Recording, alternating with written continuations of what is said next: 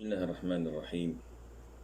الحمد لله رب العالمين، وصلى الله وسلم وبارك على المبعوث رحمة للعالمين نبينا محمد وعلى آله وصحبه أجمعين. أما بعد. Dear brothers and sisters in Islam, Assalamu alaikum wa rahmatullahi wa barakatuh, and welcome to this 53rd episode of the Islamic fiqh.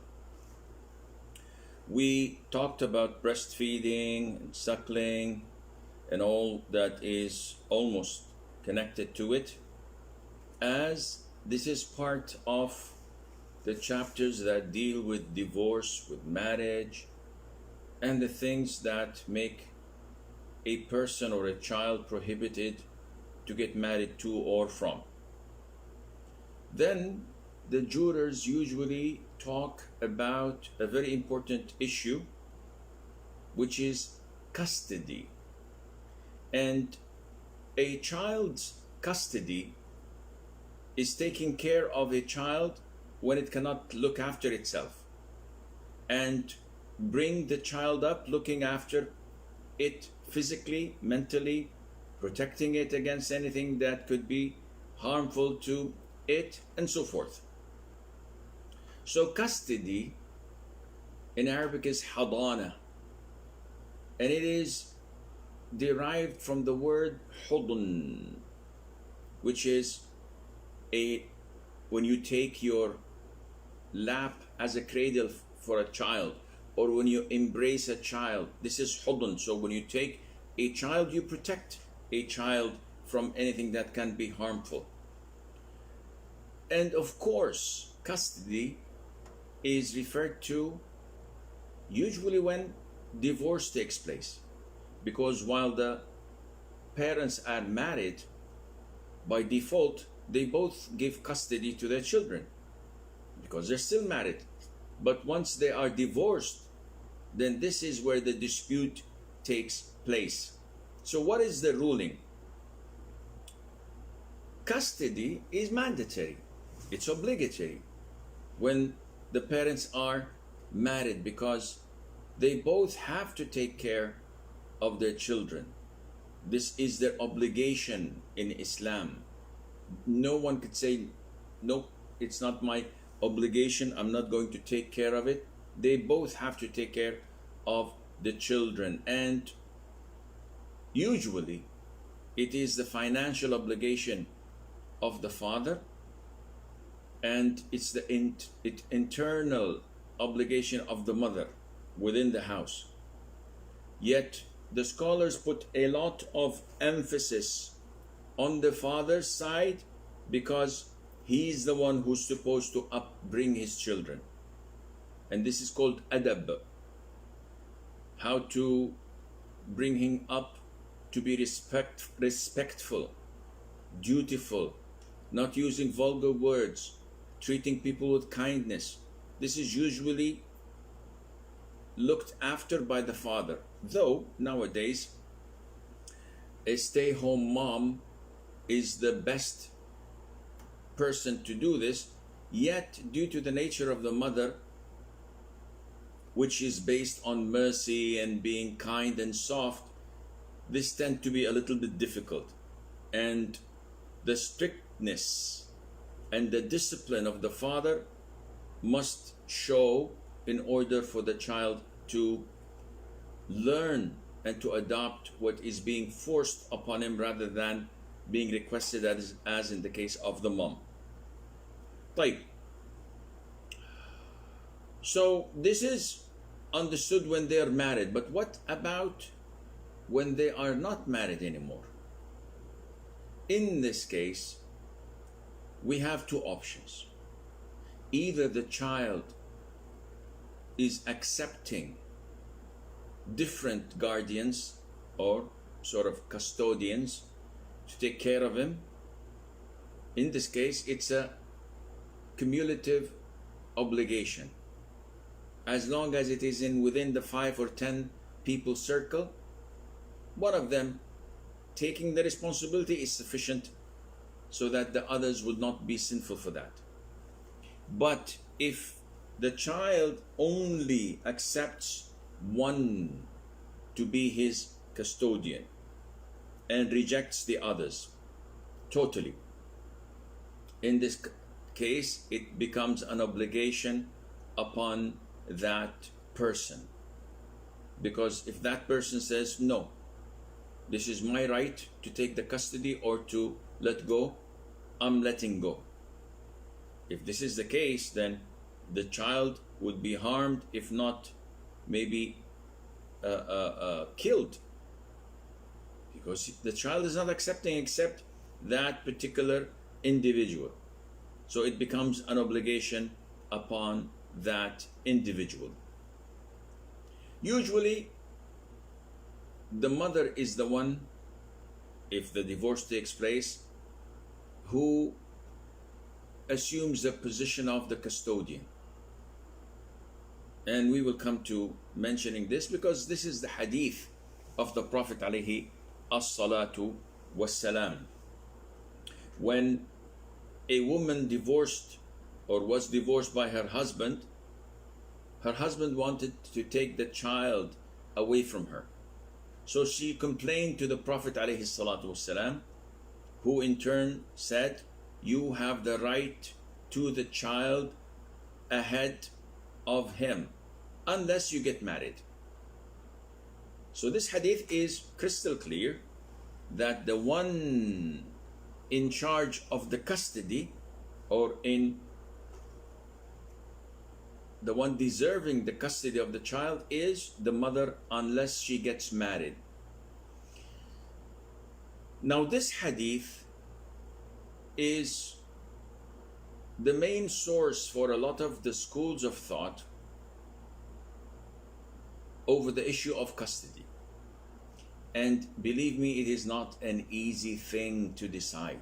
It's not all black and white, because there are a number of factors that are involved. Among them would be whether the person, that is the mother, is qualified to be a custodian or to take the custody of her child or not. So the hadith basically talks about an ideal situation where the mother is a practicing woman, she takes care of her kid, and this is the norm. But there are exceptions, and due to the exceptions, it is the responsibility of the Muslim judge to look into the case and decide. And in a nutshell, all scholars of Islam say that it is the benefit of the child that counts. So after all of deliberation and looking into the father's guardianship and the mother's mercy and kindness and where the child would find itself, what counts is the benefit, the true Islamic benefit of the child. And we will come to discuss this because to be a custodian of a child, it's not only to give them money. So maybe the father is a multimillionaire and the mother is a poor woman, and people think with their own judgment that is limited that a rich father is definitely better for the welfare of the child than a poor mother. And this is not true, because taking custody means that the custodian has to look after the child's feeding, nourishment, internal and external cleanliness, and these are all materialistic things. But he has to also take care of, or she has to take care of, when and how he sleeps, plays, the affection he gets, and all other requirements. Which means that it's not only money that counts. As they say, money can't buy you love. But when a child is growing, and is in need of love, this is extremely essential to be provided for the child. Now, from that hadith as well, scholars understood that always a female is given a priority over a male. And this is what the majority of scholars say, and this is debatable. So they say if we have a mother and a father, who should we give it to? By default, the mother. The hadith is clear. What about if we have a father and a grandmother, the mother of the mother? The majority of schools of thought say give it to the grandmother. Shaykh Islam ibn Taymiyyah, may Allah have mercy on his soul, says no, we give it to the closest. Who's closer to the boy? Definitely the father. So he has more concern and care over his own child rather than the mother of his mother. And this is again a disputed issue. And this is where the Muslim judge comes in handy, because this is what judges are appointed for, to solve problems, to solve conflicts. Otherwise, why would we have Islamic courts and Muslim judges? And so many times people come to me complaining of this and that, which had happened between them and the siblings, or even them and their parents. And I would tell them, go to the Muslim court and file a case. And they're shocked to say, Sheikh, how can we file a case against our mother? Well, if your mother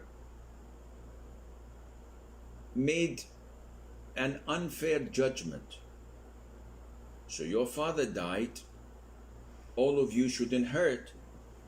She, as a mother or as a wife of the deceased, must get 1/8 of his wealth. Instead, she is preventing all of her children from selling the house, the different properties, the companies. She has blocked the bank account of the deceased, and the children saying that she's not giving us a penny. And our father left millions. What to do, Sheikh?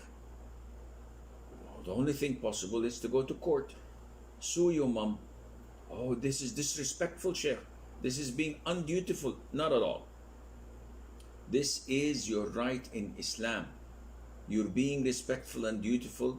You're being obedient to your mom, but this doesn't mean that she has the right to steal you or to deprive you from your rights in Islam. This is what a Muslim judge is appointed to do. Therefore, whenever there's a conflict between us regarding the custody of the child, and we're unable to solve it peacefully and diplomatically, which most cases are, they're divorced. The couple were forced to separate one another due to the mistake of one of them. So the husband who divorced or who was requested for khul' has bad feelings about his wife, ex-wife, and the woman feels betrayed. He divorced me after all these years, after all what I've done for him. So they don't have good feelings, the sense, and in a way, towards one another.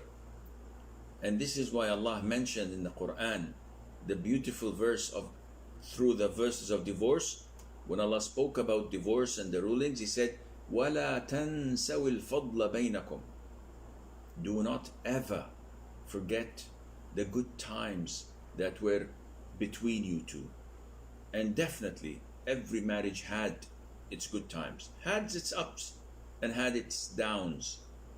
So, a true just Muslim must always remember the good times and act upon them rather than seeing only the bad times and behave accordingly. So, when people go to the judge with this dispute, they're asking the judge to give them a verdict where both sides would feel comfortable and accept that, inshallah, this is the ruling of the Muslim judge, which indicates that this is, with the grace of Allah, the ruling of Allah Azza wa Jal, rather than keep building up hatred and enmity towards one another. Solve it through the court and there is no harm done. Now, who would not accept the call of the court? Those who have hypocrisy in their hearts, because this is the ruling of the Qur'an and the Sunnah. If they reject it or dislike it, then they have to recheck their Islam once again. We move on to the conditions that are applicable to the custodian. So anyone can be a custodian? Anyone can take custody of a child? The answer is no.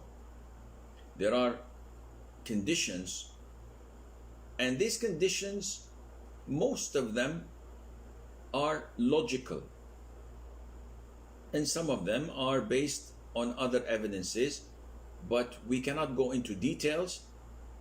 We have to understand that most of the issues covering the custody are ijtihad. These came from scholars who could not find a lot of evidences backing these things up, so they came up with their own opinion according to their knowledge, according to their previous readings and research about different issues in this regard, bearing in mind the benefit of the child. So the first condition is that the custodian must be a Muslim.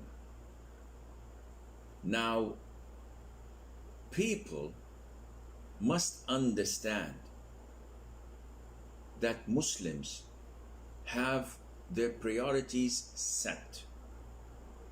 My priority is Islam.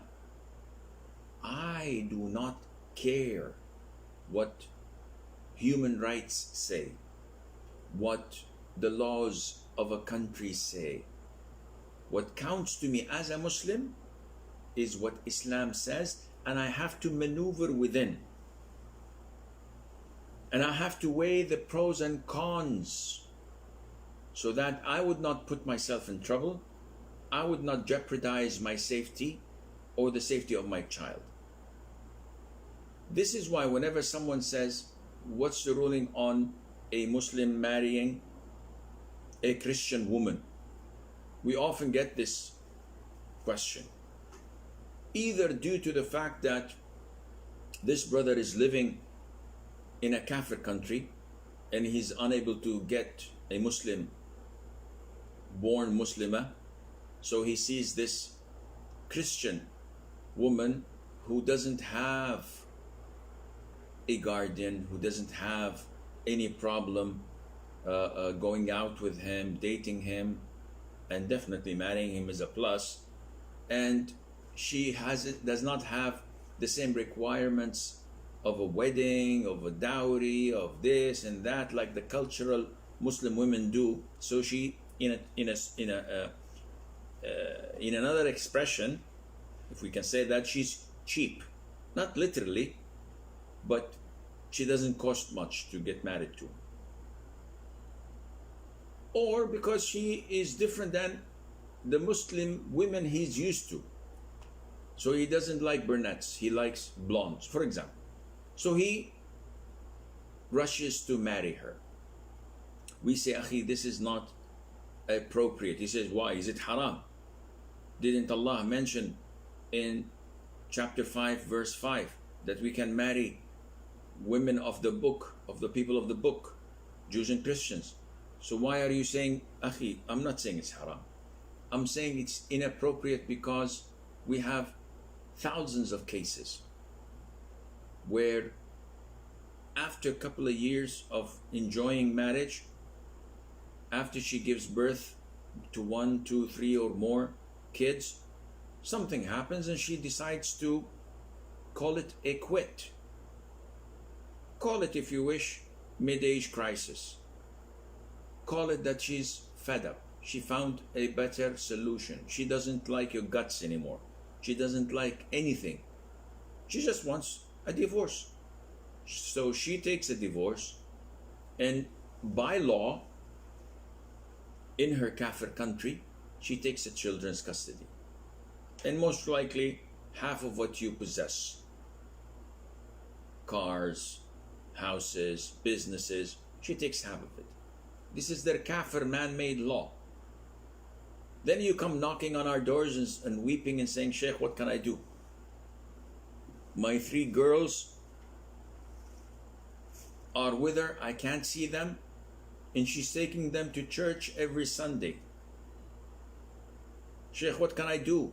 My eldest daughter is getting married tomorrow to a Christian man, and I have no say. I cannot do anything. Well, akhi, I hate to say it, but we warned you and you didn't listen. So this is a big problem. And we're not, again, saying that this is haram, that marriage to a Christian woman is haram. A'udhu billah. This is permissible in the Qur'an. But you should only attempt to do it when there is a real need for it, or you feel that this woman is really close to Islam, or you are desperate, either this or falling into zina. There are many reasons that would justify, but just for the sake of marrying someone, while there are numbers of Muslims around you, at least to take care of a kid, then you have to look into it. So the first condition is that the custodian has to be a Muslim, which means that the hadith where the Prophet said, alayhi salatu wassalam, you have the right to the child ahead of him unless you get married. This is when the woman, the wife, is a Muslim. If she's a non-Muslim, Christian or a Jew, she cannot have the custody of the child. Full stop. A kafir cannot take the custody of a Muslim child, because this defies taking care and providing the best upbringing to the child. A kafir cannot do this, because a kafir would upbring your child to be a kafir like him, or at least not to force him to make any decision. You want to become a Muslim, you want to become an atheist, whether you want to become anything, up to you. And what kind of upbringing and taking care of a child would that be? Definitely not acceptable. Secondly, this custodian has to be a sane adult. So a child whose parents had died cannot be given to his brother who's 14 years of age. He's not an adult. He needs someone to take care of him, let alone him taking care of his kid brother. And he has to be sane. So I can't give the custody of a child to his autistic 3rd grade brother or sister. If the mother is mentally ill and she cannot take care of herself or harms herself due to a mental illness, I cannot trust the child to stay with his mother because she's not sane. Thirdly, there has to be integrity, honesty, and chastity. So if a man divorces his wife, the wife goes and claims the right of custody, the judge looks into it. Is she a chaste, honest woman with integrity? The husband comes with ample proof and evidences that she is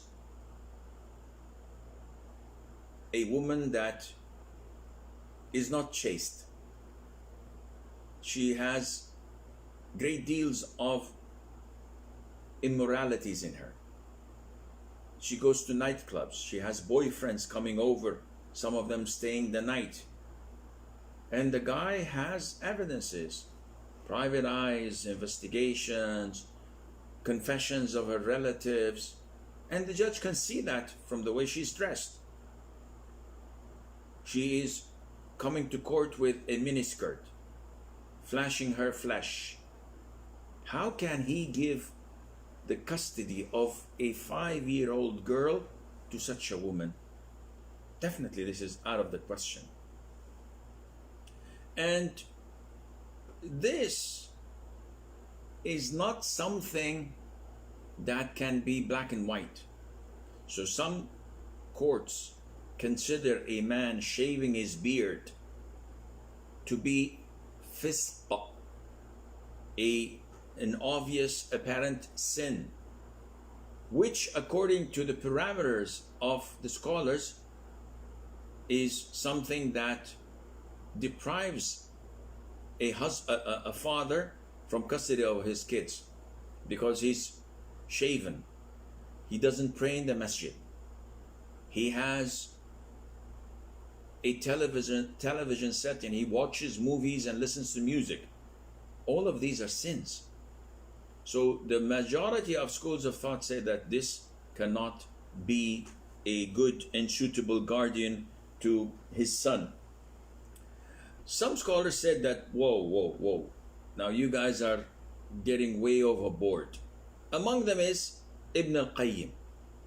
Ibn al-Qayyim says it is right to say that integrity and honesty cannot be a condition for someone to take the custody of a child, despite the fact that the scholars of Hanbali and Shafi'i schools of thought, as well as other scholars, consider it so. So this is an issue of dispute. To make it a condition, he says, Ibn al-Qayyim, is very difficult to justify. How can we justify such a thing? Had it been so, if we would make integrity and honesty a condition, had it been so, most children would be lost and the community would face immense difficulties. Why? Because not everybody is perfect. So yes, maybe the father is well shaven, clean shaven, and doesn't pray in the masjid, but he cares for his son way more than any other person. He protects his son, he feeds his son, he gives his son love and tries to make him the best person. So his sins is something that is between him and Allah. His transgression is something that is between him and Allah, as long as it does not impact the boys or the girls' safe upbringing. The fourth condition is physical and financial ability to look after the child. If the guardian is blind, how will he take care of the child? If the guardian is handicapped and cannot move without a wheelchair, for example, how would he take care of the child? If he is poor and doesn't have a house and keeps on being kicked out from one premises to the other, and he cannot barely feed himself, let alone feed the child, so this does not fulfill the conditions of being a custodian. We respect people with special needs, but a deaf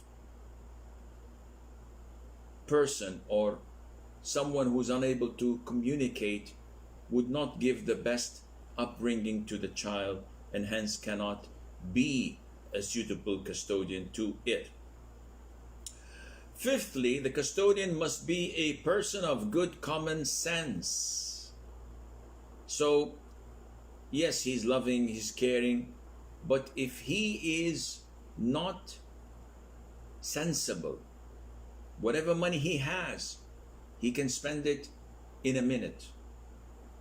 And he squanders the wealth of the child who's he's supposed to be custodian of. So such a person would not be a suitable guardian or a custodian for the child. Now, all of these conditions apply for both men and women.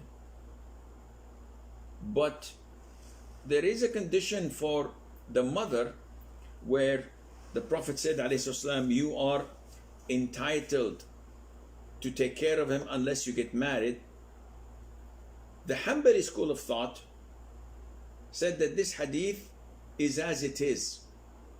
But the most authentic opinion is that even if the woman gets married, she can still keep the child, providing that she's married to someone related to the child. So now we understand the hadith in a different way. If the mother of the child married someone who's a total stranger to the child, in this case, the hadith applies. We take the child and give it to the father of the boy. But if she married someone who's related to the child, so for example, a man divorces his wife and she marries his brother. So now she's married to the uncle of the child. There's no problem in that, because he will take care of the child as long as he gives his approval and has no problem in his nephew being brought up in his house. There's no problem in keeping it again, inshallah. There is also another condition that scholars had put, and again, these conditions are not all based on the Qur'an and the Sunnah, but they're understood from the Qur'an and the Sunnah, because Allah Azza wa Jal kept this issue within the parameters of the scholars to look into, within their ability to come up with rules and regulations. So one of the conditions is that the custodian has to be a mahram, especially when it's a girl. So if a girl's father dies, her cousin cannot take responsibility and says, I am her custodian, because he's not mahram. He can do that just until she reaches the age of 7. And after that, that's it. She has to go to somewhere else, either a mahram male, an uncle, a brother, a grandfather, or to a female. A female cousin would do, because the same gender, we have no problem. But to have a man taking care of a girl who's not mahram to him, this is totally prohibited in Islam. Okay, there are a number of rulings applicable to custody.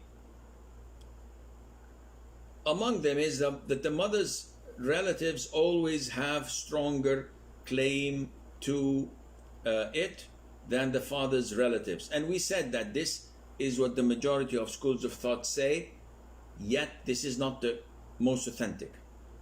The most authentic is, which Ibn Taymiyyah says, that the closest to the child is more worthy of it.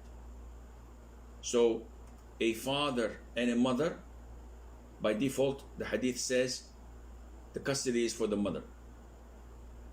A father and a grandmother, the mother is not there anymore, or she's not qualified. So the judge's choices are the father and the mother's mother, the grandmother. The majority of scholars say the mother of the mother takes it. But Ibn Taymiyyah says no, there is no evidence from the Qur'an or Sunnah saying this, so we give it to the father because the father is closer in the absence of the mother. So all what you see here, such as the child's mother, but when there is a factor that prevents her taking custody, such as failing to meet its conditions, then the child's custody transferred to her mother, that is the grandmother, then her grandmother, then the child's father's mother, then the child's full sister. So they're insisting on giving it to females all the way, from the mother's side, if not then from the father's side, etc. But this is not the most authentic opinion. The most authentic is the closest of them. So if we have a maternal aunt and a paternal uncle, definitely the maternal aunt. A full sister or half a sister, the full sister gets it because she's closer. She's a sister from the father and the mother. And likewise, if a brother, a full brother from the father and the mother, and half a sister only from the father's side, definitely she goes, or the child goes to the full brother and not to the sister who's half sister. And this is the most authentic opinion. So it is the father's responsibility for payment of the child's custody. So okay, the mother took her child, the divorce took place, they fought over custody, the mother of a child was awarded with the custody. Is that it? No. The father of the child is responsible for his clothing, for his feeding, for getting him a place to live in with his mother and siblings if he has siblings. So he's responsible for payment, financial payment for his children. And unfortunately, I get thousands of complaints of children stating that after my father divorced my mom, he left us for like 20 years, never contacted us, never sent us a penny, never cared about us. And these type of fathers would be held accountable on the Day of Judgment.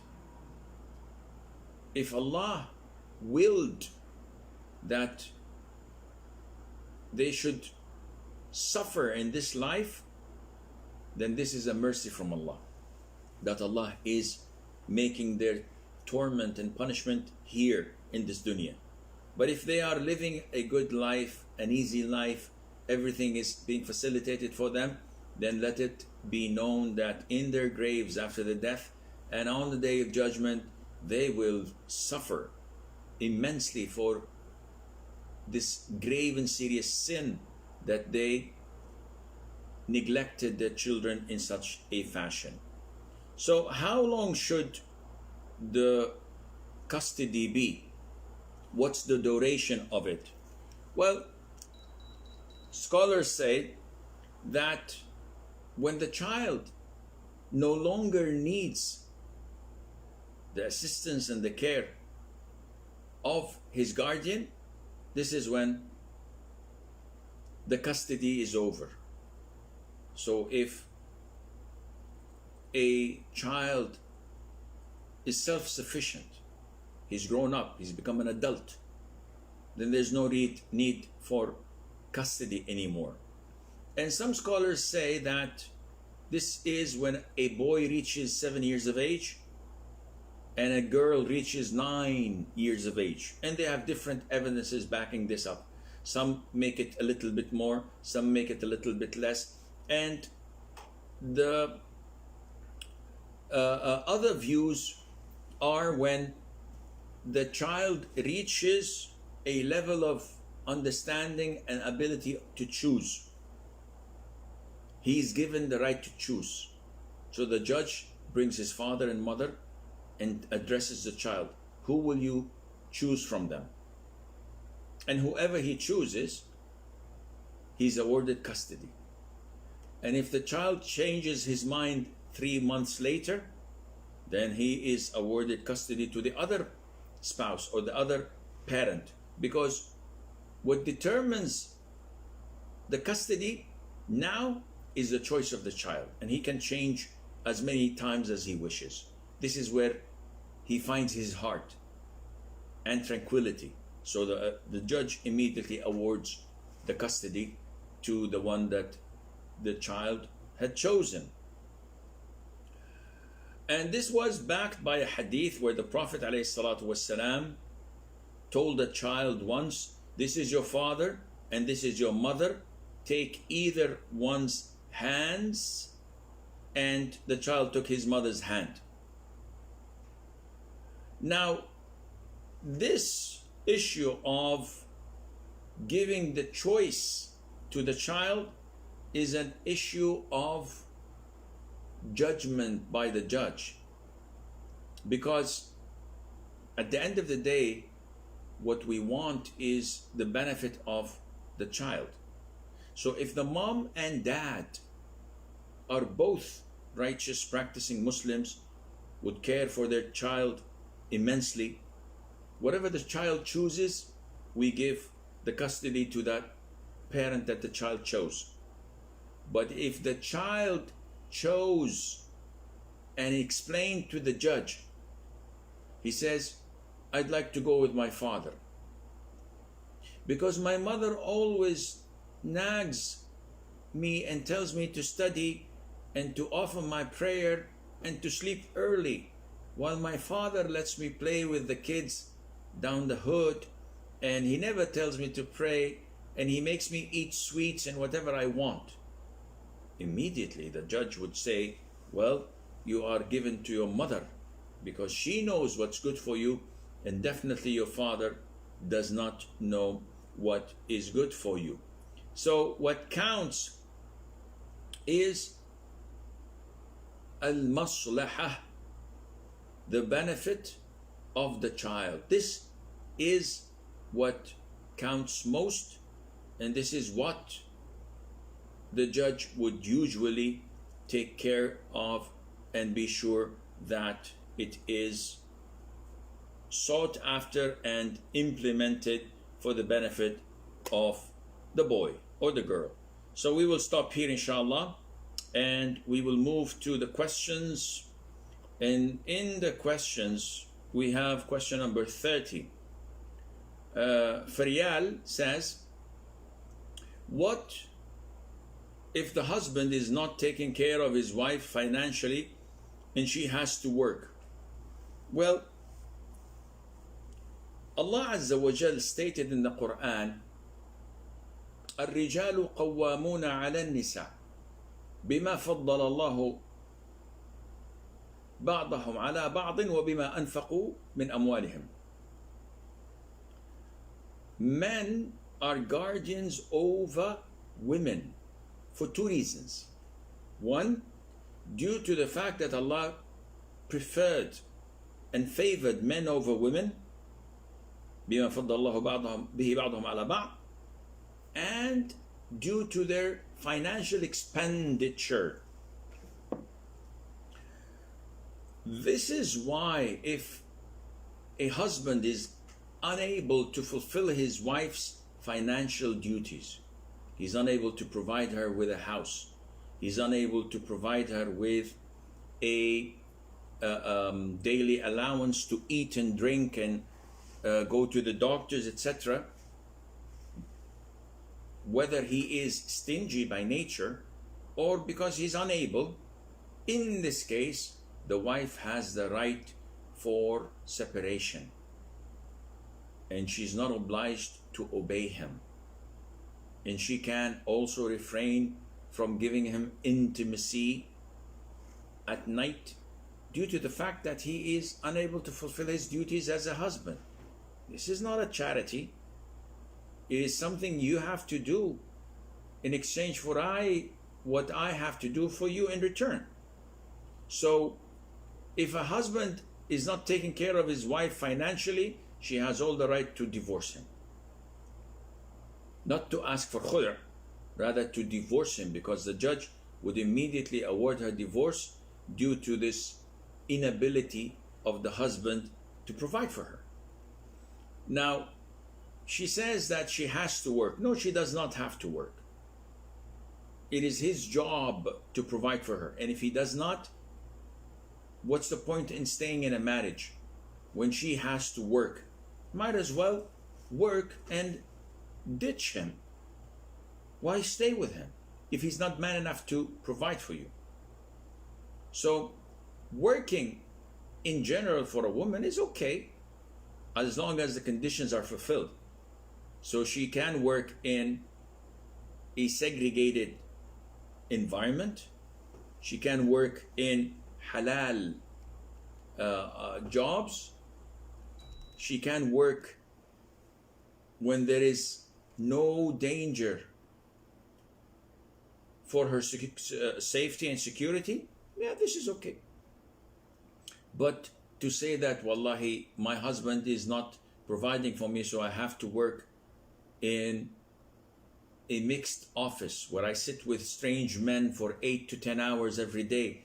I see them more than I see my husband. Definitely, you cannot put fire next to fuel and pray to God pray to Allah that it does not catch up fire. This is impossible. So you have to make a decision. Maybe you have to involve your parents to speak to him and force him, if needed, to provide for you and your children, even through court. Some men take this for granted. And they say, why would I pay a penny from my earnings when my wife works and she has a good job and she can pay the rent, she can pay the schools of the children, and she can buy her food, etc. That's fun. Yeah, this is like going to the fun fairs and having someone giving you money to play. This is not manhood. This is not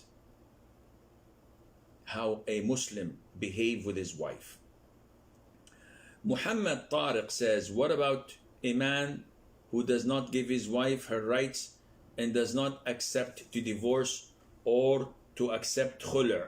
We've answered this, I think, maybe later before, and said that if a man does not divorce and his wife is unable to stay with him, she gives him her dowry back, seeking divorce, and he still refuses. This is not a real man. A woman who does not want to live with you anymore. Be a real man and set her free. Why would you keep her in bondage, enslaved,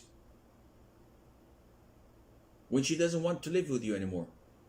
Have some dignity and try your level best to talk her out of it. But if she's adamant and insisting, let her go, akhi. If you don't, you're sinful at the sight of Allah for whatever she does. And she has, alhamdulillah, the right to go to court, show her case, and the court would summon her so-called husband, and the court would either ask him to divorce or to accept khul'. If he decides not to, then the court would do fasakh, dissolvement and breaking of the marriage, overruling any decision he has, and the court would force him to separate, and she could go and marry someone else if she wants. Lyric says, Sheikh, what is the ruling praying in a masjid that has innovation in it, like doing the adhkar in congregation, raising the hand at the end of the supplication, sending salutation upon the Prophet ﷺ after the adhan? Should we pray there and then leave after we give salam, or should we say the adhkar in ourselves like the Sunnah says and stay because of the reward that is staying in place until we finish the dhikr? First of all, this masjid is a masjid of innovation, meaning that the people there are full of innovation. And what is the ruling on praying in a masjid of innovation? The innovation can nullify Islam, such as the innovation of grave worshipping, or stating that the Prophet ﷺ is not a human being, but rather he was created from the light of Allah, which is his attribute, or claiming that the Prophet knows the unseen, alayhi salatu wasalam, and that he is Hazir Nazir, and that he controls the universe as he can control the palm of his hand, and that he roams the worlds and attend gatherings which has mawlid in it, etc. All of this nonsense can take a person out of the fold of Islam. So you cannot pray in such a masjid, and your prayer is invalid behind such an imam who has such blasphemous beliefs that are not founded neither in the Qur'an or in the Sunnah, never ever practiced by the companions or the tabi'in or tabi'in. Simply a clear innovation, but a takfiri innovation that takes him out of the fold of Islam. Other innovations do not take you out of the fold of Islam, such as believing in the mawlid, doing congregational dua, saying adhkar that were innovated, giving thana and na'at upon the Prophet ﷺ in the masjid, reciting salutation before the adhan or after the adhan, publicly and loudly. All of these are innovations, but a person is still a Muslim. Sinful, but Muslim. So yes, in the first you cannot pray in that masjid. In the second you can pray in that masjid. Now your question is, should I remain seated after the end of the congregation while they're doing their public innovations such as congregational dhikr and dua, or should I leave? No, the answer, you must leave. Staying with them gives them quantity, gives them amount, credibility. And people would look and say, oh, mashallah, big gathering, because you're there.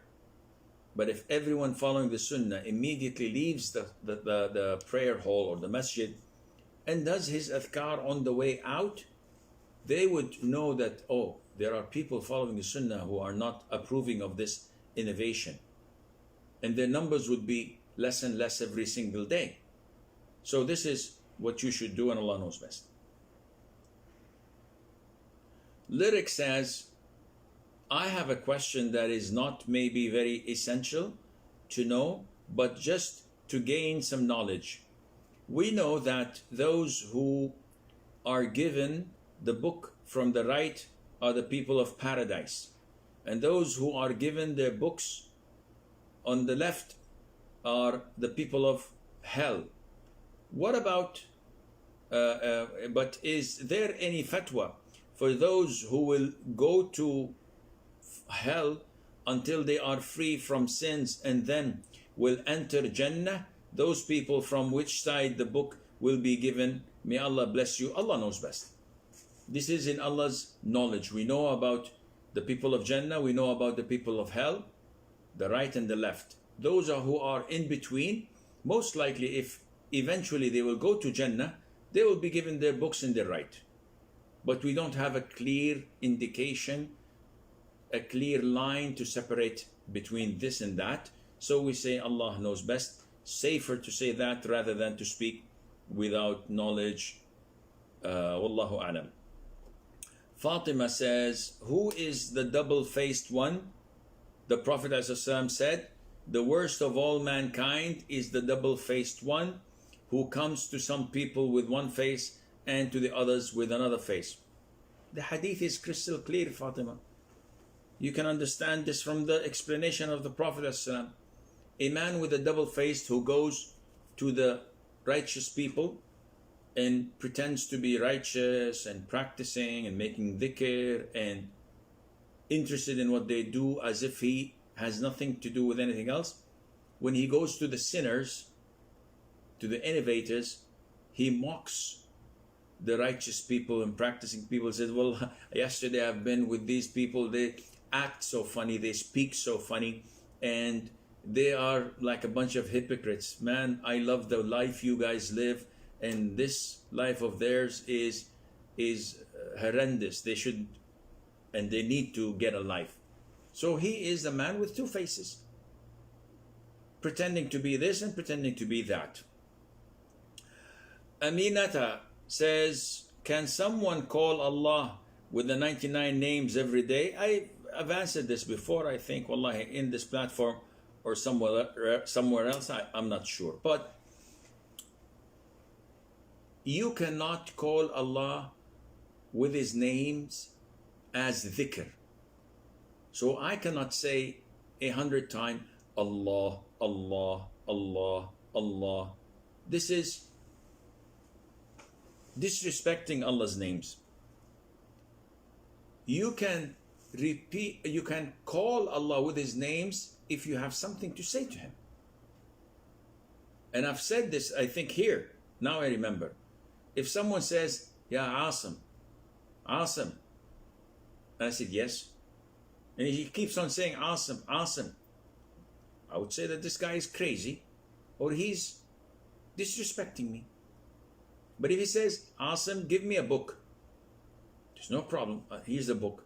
When you call Allah, you have to ask Him. You have to beg Him.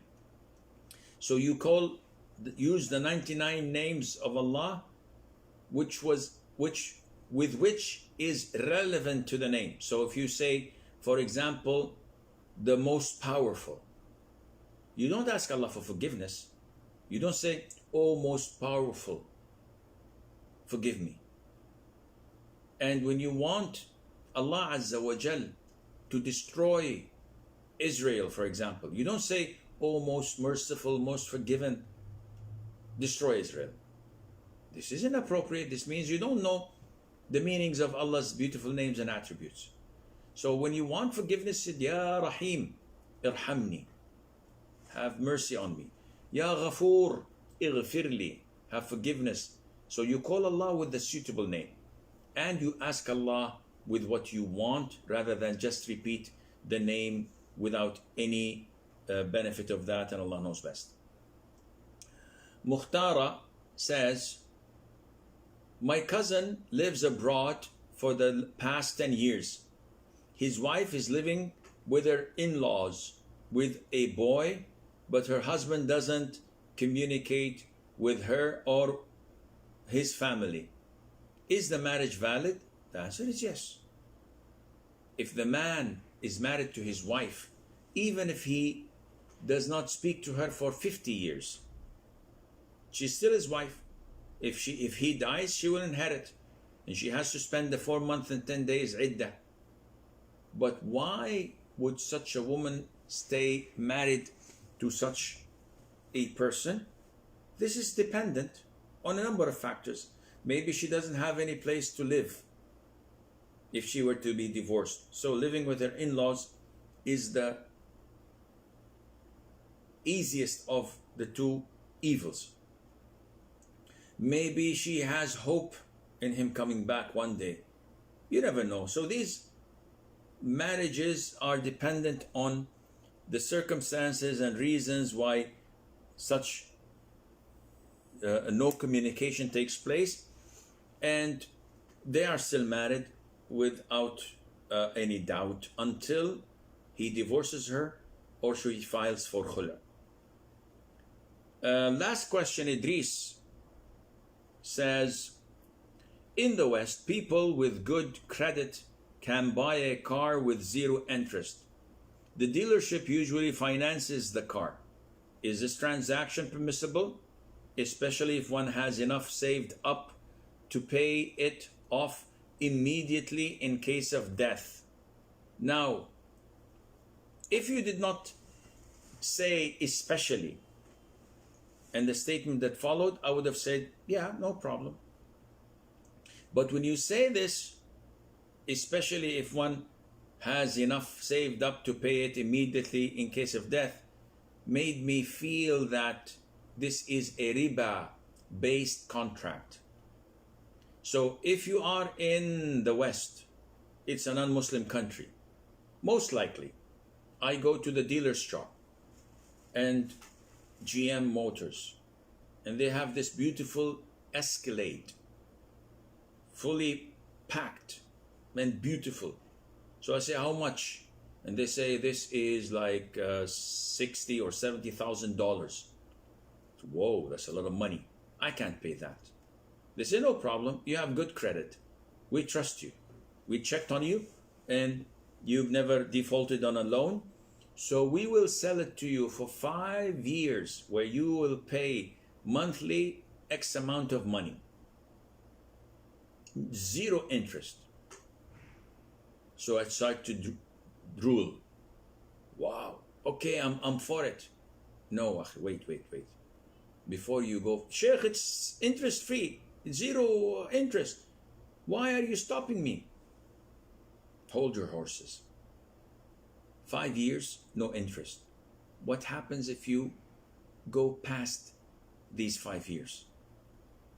So if it's a 6th year, if you defaulted on a payment or 2, I don't know, I didn't ask. Well, this is the time for you to ask. You have to go and ask them. If they say to you,